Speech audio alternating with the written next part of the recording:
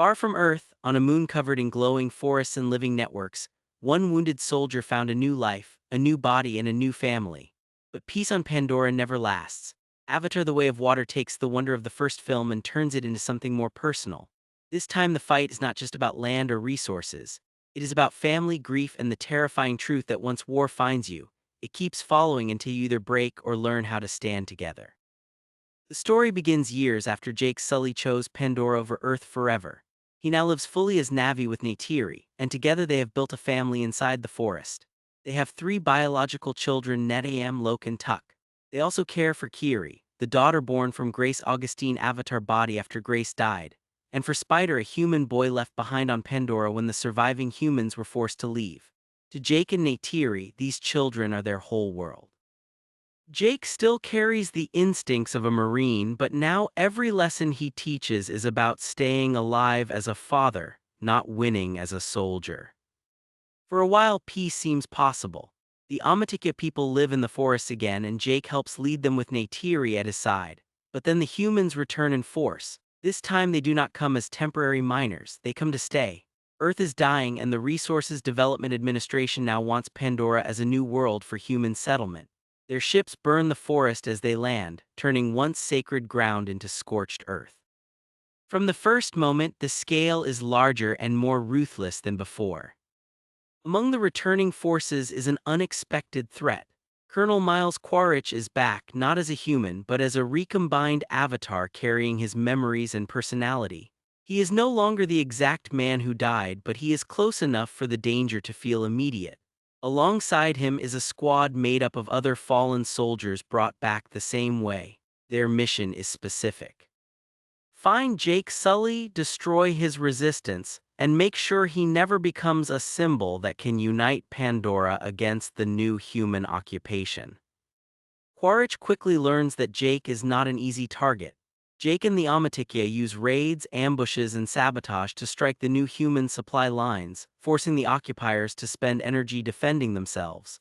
The attacks hurt the enemy, but they also keep Jake's family in the center of the crosshairs. When Quaritch and his team finally track Spider and use him to get closer to Jake, the danger becomes personal in a new way. Jake realizes the truth before anyone wants to say it. As long as he stays with the Amatikya, everyone around him remains a target. He can fight the humans, but he cannot protect an entire people and his children from a hunter like Quaritch at the same time. So he makes a painful choice. He steps down from leadership and decides to take his family away from the forest, hoping that if they disappear, the Amatikya will be left in peace. This choice drives the whole movie. Jake is trying to save his family by pulling them out of the war, but in doing so he throws them into a completely different world. Neytiri does not like the decision, but she understands the fear behind it. The children feel the uprooting most sharply.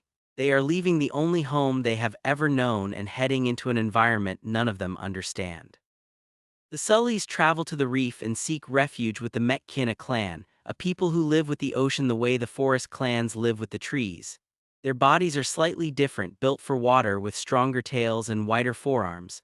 Their customs are different too. They move with the tides, bond with sea creatures, and treat the reef as both shelter and spirit. The clan leaders, Tonawari and Ronal, are cautious but honorable. They agree to take the Sullys in after hearing Jake request sanctuary, though it is clear that trust will have to be earned. From here, the movie slows enough to let the new world breathe. The children begin learning the ways of water. They learn to hold their breath, dive deep, ride Ilu, and read the rhythm of the ocean. Visually it is beautiful, but emotionally it is mixed. For every moment of wonder there is discomfort, embarrassment, and conflict. Jake's family are outsiders again. Their bodies mark them as forest people, and some of the Metkayina youths treat them that way. Lok struggles the most. He is impulsive, emotional, and constantly compared to his older brother Netam, who is more controlled and more naturally responsible. Lok wants to prove himself, but his need to push boundaries keeps getting him into trouble. Netam, meanwhile, feels the pressure of being the eldest son and the dependable one. He protects his siblings almost automatically, even when it puts weight on him no child should have to carry. Kiri is different in another way. She has a mysterious connection to Pandora that no one fully understands. Around the sea and its creatures, she seems almost spiritually linked to life itself. She feels things before others do, and the world responds to her in ways that make even the adults uneasy. Spider stays close to the children, but his situation is more painful. He belongs with them in heart, yet the ocean makes his human limits impossible to ignore. Tension with the Metkayina youths leads to one of the movie's most important side stories. Look gets drawn into a fight with Aonung Tonawari's son, and the rivalry pushes him into dangerous territory.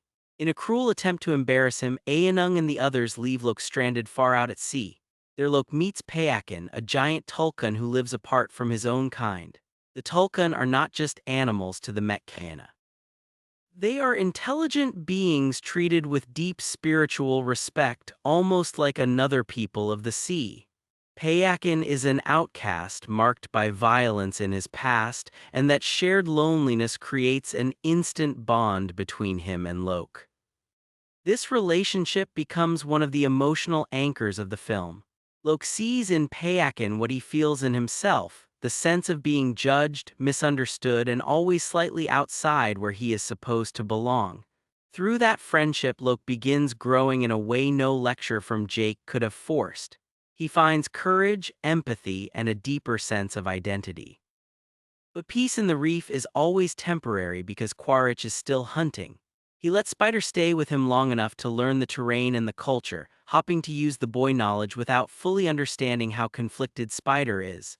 Quaritch eventually changes tactics. Instead of tracking Jake directly through the forest, he joins a marine hunting operation targeting Tulkun. The whaling scenes are brutal on purpose. Humans kill the massive beings not for survival but for profit, extracting a substance that stops human aging. It is one of the clearest examples in the movie of greed stripping away every moral boundary. The slaughter of the Tulkun pulls the ocean clans into the war whether they want it or not. Payakan becomes a target because of his defiance, and Loke cannot stand aside once that happens. At the same time, Quaritch realizes the Sullys are tied to the Metkayina and uses that link to close the trap. The reef, which once felt like a hiding place, becomes the battleground Jake feared he was bringing with him all along. The final act begins when Quaritch and the human whalers attack openly. Children are captured, hostages are used, and the fight spreads from open water to the decks of a massive ship. What makes this sequence work is that every emotional thread crashes together at once. Jake is trying to save his children. Neytiri is fighting with pure fury, no longer as a protector of the clan but as a mother pushed beyond fear. Loke is trying to stand on his own and protect Payakan. Spider is trapped between the man who made him and the family who raised him. Everyone is forced to choose. Neytiri pays the highest price. In the chaos of the rescue, he is shot while helping save his siblings. His death changes the emotional temperature of the whole ending. Up until then, the danger feels extreme, but still shaped like the kind of action movie danger the family might survive together. Once Neytiri dies, the movie makes clear that the story is willing to break something precious and leave it broken. Jake loses the son who always tried hardest to carry responsibility. Neytiri loses the child she could no longer protect. The family grief becomes immediate and raw. From there, the battle turns almost primal. Jake stops fighting like a strategist and starts fighting like a father with nothing left to bargain with. Neytiri becomes terrifying in her grief, which even shocks Spider. Loke steps up in a new way, no longer just the reckless middle child trying to prove himself. He keeps moving through fear because now he understands what it means to be needed. Payakan joins the fight against the whaling ship, and his power turns the tide of battle. Quaritch and Jake finally face each other on the sinking vessel as fire, flooding, and wreckage swallow everything around them. The ship becomes a maze of collapsing metal and rising water, turning the duel into both a fight and a survival nightmare. Jake nearly kills Quaritch, and there is a moment where the cycle of hatred could end in pure vengeance. But the movie complicates it through Spider, who watches all of this and then later makes his impossible choice. After the ship sinks and the battle ends, Quaritch is left drowning. Spider, despite everything Quaritch has done, cannot bring himself to let him die. He saves him, then refuses to go with him. It is one of the most uncomfortable but effective choices in the movie because it keeps the emotional lines messy. Spider does not forgive Quaritch. He simply cannot watch his biological father die and do nothing. Then he goes back to Jake family anyway, choosing them even though the act will always leave a scar. The surviving Sullys regroup, but nothing is the same now. They mourn Neytiri in one of the most powerful, quiet passages of the film. All the spectacle drops away, and what remains is a family trying to breathe through loss. Jake, who spent the whole movie believing he could protect everyone by moving them far enough away, is forced to confront the truth that there is no safe distance from a war once it has chosen you. But instead of breaking, the family tightens. They decide to stay with the Metkayina not as guests hiding from danger, but as people willing to build a future there despite the cost.